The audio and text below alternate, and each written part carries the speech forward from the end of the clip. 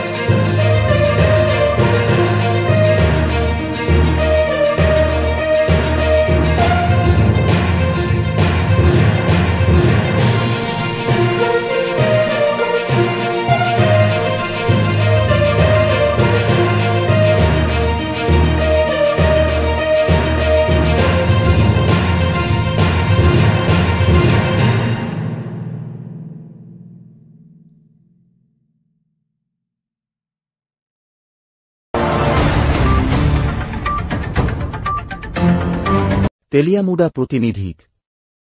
Teliamura rail স্টেশনে শিলচর থেকে আগরতলাগামী রেলের এক মহিলা যাত্রী বিপুল পরিমাণে ব্রাউন সুগার সহ পুলিশের হাতে ধরা পড়ল। গোটা ঘটনার পরিপ্রেক্ষিতে স্বাভাবিকভাবেই ব্যাপক গুঞ্জন তৈরি হয়েছে। ঘটনার বিবরণ দিতে গিয়ে তেলিয়ামুড়া থানার ওসি জয়ন্ত কুমার দে দাবি করেছেন, সূত্রের খবরের ভিত্তিতে তেলিয়ামুড়া রেল স্টেশনে পুলিশ, কাস্টমস সম্মিলিতভাবে উৎপেতে বসে থাকে। শিলচরগামী ট্রেন যখন তেলিয়ামুড়াতে থামে তখন ওই যাত্রী করিমগঞ্জের মাধবীদে নামলে উনাকে সন্দেহজনকভাবে আটক করা হয়। এরপর মহকুমা প্রশাসনের ডি.এম থেকে শুরু করে অন্যান্যদের উপস্থিতিতে ওই মহিলাকে তল্লাশি করা হলে উনার সাথে থাকা ব্যাগ থেকে 60 লক্ষ টাকা বাজার মূল্যের ব্রাউন সুগার বাজেয়াপ্ত করা হয় বলে ওসি দাবি করেছেন। পাশাপাশি ধৃত মহিলার বিরুদ্ধে এস ধারা অনুযায়ী প্রয়োজনীয় মামলা গ্রহণ করে ঘটনার তদন্ত করা হবে বলে জানিয়েছেন তেলিয়ামুড়ার ওসি।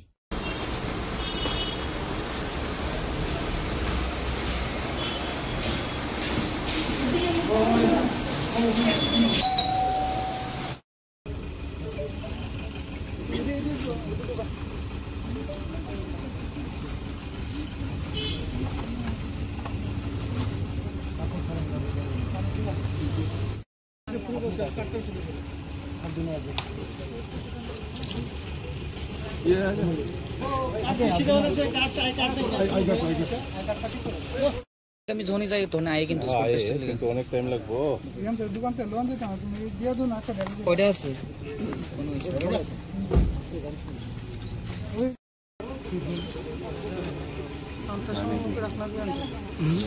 ঠিক আছে ঠিক আছে ঠিক আছে ঠিক আছে ঠিক আছে ঠিক আছে, দাঁড়ান দাঁড়ান, ঠিক আছে, ওকে হয়েছে তো, সব তো ক্লিপ আছে।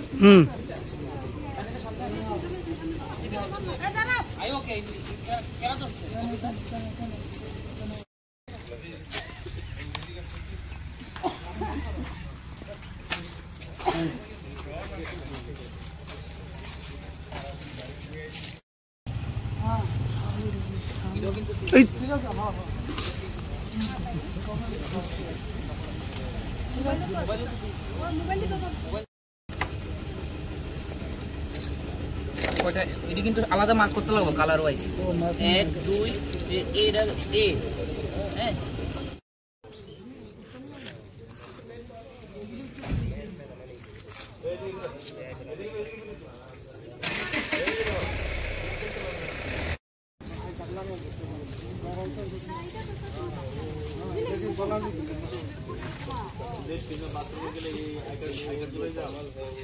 একটা সিক্রেট ইনফরমেশন ছিল যে রেলে করে একটা যাত্রী আমাদের তেলিয়ামুড়াতে এসে নামবে। তো এখানে সেই ইনফরমেশনের বেসিসে আমরা স্টাফ নিয়ে এখানে পেতে থাকি। যখন ট্রেনটা আসে, শিলচর ট্রেনটা আসে, তখন ওই সময় অনুমান বিকেল 3:30 হবে। তখন আমরা একজন মহিলা, যার নাম মাধবী দে, বাড়ি করিমগঞ্জ, ওনাকে আমরা ডিটেইন করি। ডিটেইন করার পর আমরা ডিসিএম তেলিয়ামুড়া এবং ইন্ডিপেন্ডেন্ট উইটনেসও কল করি। তো সবার সামনে ওনার ব্যাগ যখন সার্চ করা হয়, সেই ব্যাগ থেকে 15 কেস সব কেস, যার মধ্যে ব্রাউন সুগার আছে, এগুলো আমরা উদ্ধার করি। তো 15 কেসের যেগুলো ওয়েট এসছে আমাদের কাছে, আনুমানিক ওয়েট 300 গ্রামের মতো হবে, যেটা কমার্শিয়াল কোয়ান্টিটি, যার বাজার আনুমানিক মূল্য 60 লক্ষ টাকার মতো। স্যার, এই ব্যাপারে মানে জিআরপি তরফ থেকে কোনো সাহায্য পাওয়া গেছে? এখানে অ্যাকচুয়ালি আমাদের এসবি, আমাদের সঙ্গে কাস্টমস এবং অন্যরা ছিল, আসাম রাইফেল ছিল। তো আমরা জয়েন্টলি ওটাই করেছিলাম এবং পাশে জিআরপিও অন ডিউটিতে ছিল। কিন্তু রেডের সময় আমরা জিআরপি রেডের আমরা খবর করিনি, আমরা অন্য এজেন্সির সঙ্গে মিলে জয়েন্ট রেড করেছি। তারা তো দেখছে রেড করার সময়? ওটা অ্যাকচুয়ালি আমি লক্ষ্য করিনি ওরা আমাদেরকে কি ফলো করলো না করলো।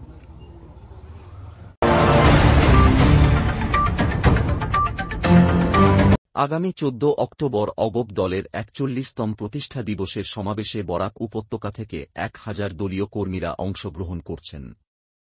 আসামের সাংগঠনিক ও রাজনৈতিক ইতিহাসে জাতির রাজনৈতিক, সামাজিক ও অর্থনৈতিক সুরক্ষার রক্ষার্থে 6 বছরের আন্দোলনে 856 জন শহীদের বিনিময়ে একটি রাজনৈতিক দলের গঠন হয়েছিল অসম গণ পরিষদ রাজনৈতিক দল।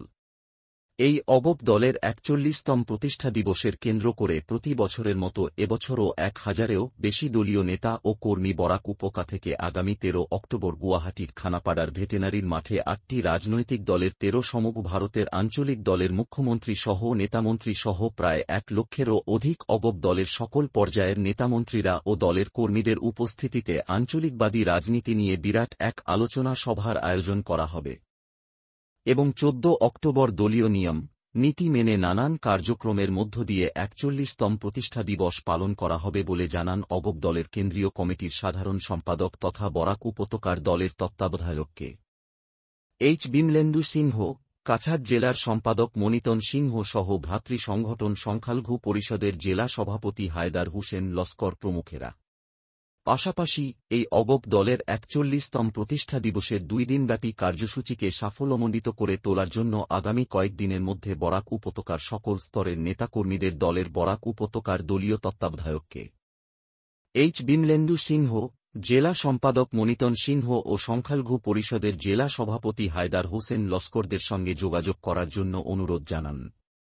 এদিন অন্যান্যদের মধ্যে উপস্থিত ছিলেন যুব পরিষদের কেন্দ্রীয় কমিটির সম্পাদক নেকবুব হুসেন লস্কর, দীপ ভট্টাচার্য, নূর আহমেদ বড়ভূঁইয়া, নাজমুল হক লস্কর, নজরুল হক লস্কর প্রমুখেরা।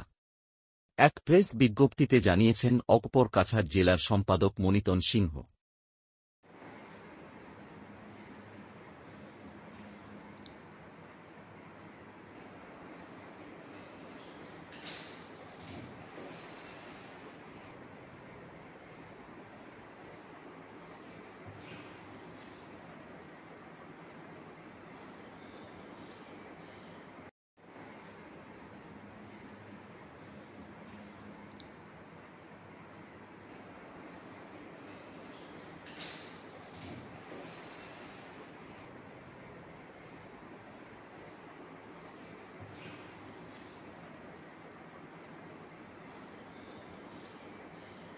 নমস্কার, আজকে আমি প্রেস মিডিয়ার মাধ্যমে আমরা এজিপি কাছাড় ডিস্ট্রিক্ট কমিটির তরফ থেকে আমাদের এজিপির প্রত্যেক কর্মকর্তা এবং অন্যান্য যারা সমর্থনকারী যারা আছে সবার কাছে একটা অনুরোধ রইল যে আগামী 13 এবং 14 অক্টোবর, অ্যাকচুয়ালি 14 অক্টোবর আমাদের ফাউন্ডেশন ডে, প্রতিষ্ঠা দিবস। এই বছর 41তম প্রতিষ্ঠা দিবস গুয়াহাটির খানাপাড়া স্থিত আমরা ভেটেনারি প্লেগ্রাউন্ডের মধ্যে আমরা অনুমানিক আসামের প্রত্যেক জেলা থেকে উপস্থিত আমরা 1 লক্ষ কার্যকর্তার উপস্থিতি, নর্থ ইস্টের 4টা সিএম সহ অন্যান্য রিজনাল পলিটিক্যাল পার্টির সিএম এর উপস্থিতির আমরা প্রতিষ্ঠা দিবস আমরা পালন করব। এইবার আমরা প্রতিষ্ঠা দিবসটা 2 দিনের আমরা পালন করা হইব। প্রথম 13 তারিখ অল ওভার ইন্ডিয়ার রিজনাল পলিটিক্যাল পার্টির সিএম এবং অন্যান্য দল উপস্থিত থাকব। 14 অক্টোবর আমরা প্রতিষ্ঠা দিবস হিসাবে আমরা যেগুলা শহীদ হয়েছে এজিপি এবং আসাম আন্দোলন এবং আসামের জন্য যারা শহীদ হয়েছে, বলিদান দিয়েছে, তাদের নামে আমরা প্রতিষ্ঠা দিবসটা পালন করব। এর মধ্যে আমরা কাছাড়ের প্রত্যেক কনস্টিটিউয়েন্সি কমিটি থেকে আমরা যেগুলা লিস্ট পেয়েছি এই লিস্ট অনুযায়ী আমরা কাছাড় থেকে 1000 আমাদের কার্যকর্তা মানে এই যে প্রতিষ্ঠা দিবস মানে যাওয়ার জন্য রেডি আছে। এর জন্য আমি কাছাড় ডিস্ট্রিক্টের সবাই কাছে আমরা অনুরোধ জানাচ্ছি যে আপনারা এই প্রতিষ্ঠা দিবস উপলক্ষে আপনারা সহযোগিতা আমাদেরকে দিন এবং আমরা মানে প্রত্যেক কার্যকর্তার কাছে অনুরোধ আপনারা যে এবং যারা এই প্রতিষ্ঠা দিবস মানে আপনার জড়িত বা যাওয়ার জন্য ইচ্ছুক আছে আমাদের প্রত্যেক আঞ্চলিক কমিটির সভাপতি, সম্পাদক বা আমাদের বিধানসভার কমিটির প্রেসিডেন্ট, সেক্রেটারির কাছে আপনারা যোগাযোগ করে আগামীকালকের মধ্যে লিস্টটা যাতে দেওয়া হয়। আমাদের কাছে এখন প্রাথমিক যে লিস্ট এসেছে এই মধ্যে আমরা 500 উপরে আমাদের কার্যকর্তার লিস্ট একটা আমাদের কাছে মানে লিস্টটা পৌঁছে এসেছে। যে এবং যারা লিস্ট দিতে অসুবিধা বা এখনও মানে লিস্ট সাবমিট করতে পারেন এদের কাছে অনুরোধ রইল আপনারা সবাই 2 দিনের মধ্যে লিস্টটা সাবমিট করার জন্য। আগামী 14ই অক্টোবর অসম গণপরিষদ দলের প্রতিষ্ঠা দিবস। এই প্রতিষ্ঠা দিবস গুয়াহাটিতে হবে। এইখানে ভারতবর্ষের আঞ্চলিক দল, বিভিন্ন স্টেটের বর্তমানের যে রুলিং সরকার এইখানে উপস্থিত থাকব। আর আমি আশা করি এই গুয়াহাটিতে যে সমাবেশ হবে এইখানে 1 লক্ষ গণসমাবেশ হবে। আমার উত্তর পূর্বাঞ্চলের নাগাল্যান্ডের মুখ্যমন্ত্রী মহাশয়, মেঘালয়ের মুখ্যমন্ত্রী মহাশয়, সিকিমের মুখ্যমন্ত্রী মহাশয়, আমার মিজোরামের মুখ্যমন্ত্রী মহাশয় এবং আমার টিডিপির আমার চিফ মিনিস্টার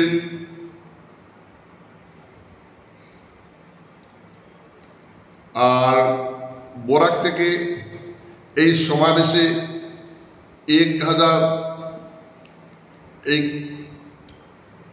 আমার কর্মী দিসপুরে যাব।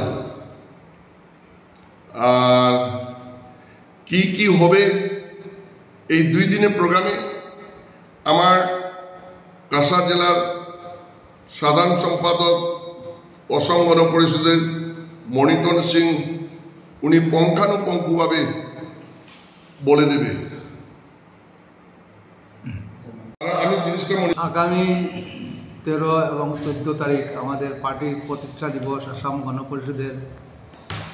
সেই প্রতিষ্ঠা দিবস উপলক্ষে অল ওভার ইন্ডিয়া থেকে আঞ্চলিক দলগুলো আসতেছে, সব স্টেট থেকে আঞ্চলিকের যেগুলো চিফ মিনিস্টার আছে সবাই উপস্থিত হবেন। এবং আমাদের কাছাড় জেলা থেকে আমি মাইনরিটি প্রেসিডেন্ট হিসাবে আমাদের মাইনরিটির অনেক লোক যাবে। আমাদের এখান থেকে কাছাড় জেলার আমার একটা ডিসিশন হয়েছে, আমরা 1000 লোক নিয়ে যাব গুয়াহাটিতে। তাই আমাদের প্রোগ্রামকে সফল করার জন্য আমার অগপর কর্মীদেরকে আহ্বান জানাচ্ছি, সবাই যেন প্রস্তুত হয়ে আমাদের সঙ্গে যোগাযোগ করেন।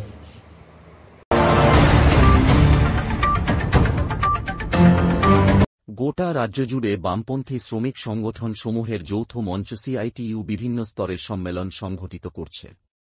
একই রকমভাবে আজ তেলিয়ামুড়া সিপিআইএম কার্যালয় সংগঠনের তেলিয়ামুড়া মহকুমা কমিটির সম্মেলন অনুষ্ঠিত হয়।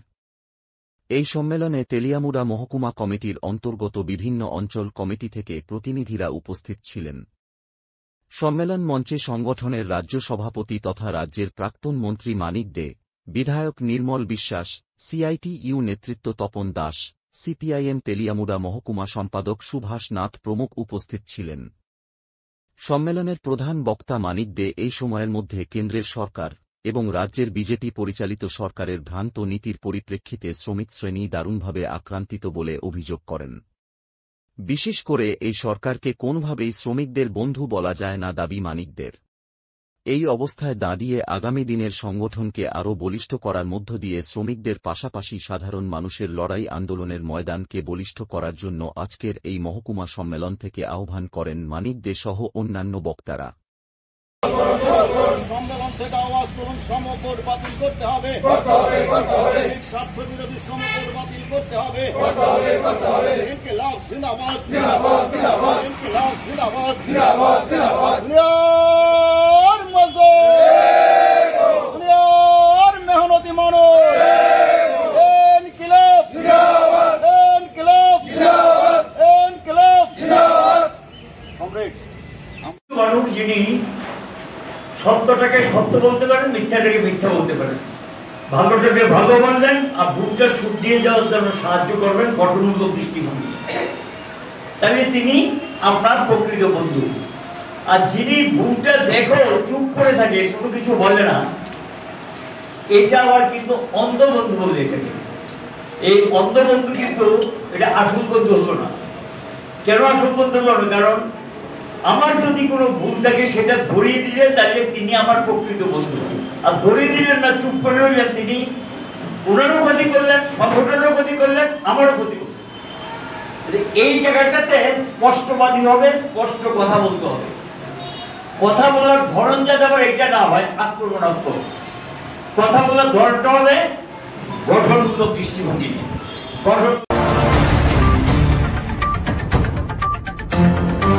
তেলিয়ামুড়া মহকুমা প্রশাসনের পক্ষ থেকে আজ ওমপি চৌমুহনী থেকে তেলিয়ামুড়া মহকুমা হাসপাতাল পর্যন্ত এক বিশেষ নজরদারি অভিযান সংঘটিত করা হয়।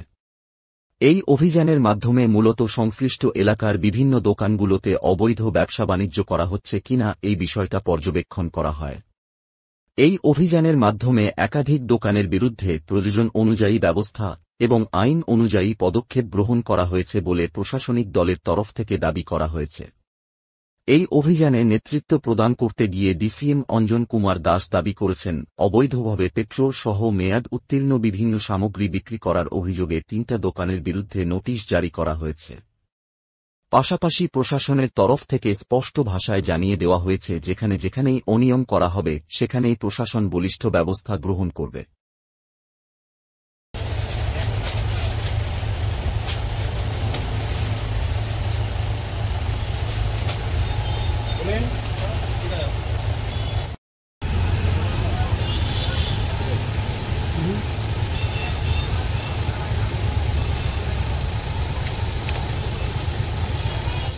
কাছে যান, শুধু আপনার এখান থেকে যেতে চাকমাঘাট যেতে যতটুকু ভাড়া লাগবে ততটুকু লাগবে, আমরা সব কিছু দিব, আপনি বুঝাই আইন ট্রেনে বড় মানুষ ট্রেনে বুঝাইতে পারলে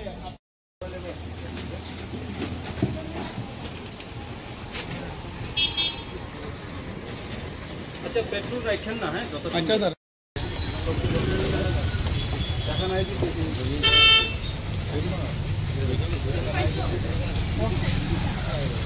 চৌমনি থেকে হাসপাতাল রোড হয়ে আমরা বিভিন্ন দোকানে এই একটা নজরদারি চালাই, ওই অভিযান চালাই। সেখানে দেখা গেছে কিছু অবৈধভাবে পেট্রোল এবং ডিজেল মজুদ আছে কিছু কিছু দোকানে, কিছু কিছু দোকানে এক্সপায়ার্ড প্রোডাক্ট আছে। ওইগুলোই আমরা সাময়িক কালের জন্য আমরা এগুলো সিজ করি, আমাদের গোডাউনে থাকবে। ওরা যথেষ্ট প্রমাণাদি দিয়ে লাইসেন্স দেখিয়ে ওরা জিনিসগুলো স্যার কারোর বিরুদ্ধে মানে কোনো মানে কেস আমরা প্রত্যেক দোকানদারের বিরুদ্ধে আমরা নোটিশ দিয়েছি। নোটিশ দেওয়ার পর তাদের যে বক্তব্য সেই বক্তব্য পাওয়ার পরেই তাদের এগেনস্টে আইনি ব্যবস্থা গ্রহণ। কয়টা দোকানে স্যার নোটিশ দিয়েছে? এমন 3টা দোকানে আমরা নোটিশ দিয়েছি। 3টা দোকানকে আমরা নোটিশ দিয়ে 7 দিনের মধ্যে যোগাযোগ করার জন্য বলেছি। ওরা 7 দিনের মধ্যে গিয়ে যা ওদের কাগজপত্র দেখায় সেই অনুসারে ব্যবস্থা নেওয়া হবে।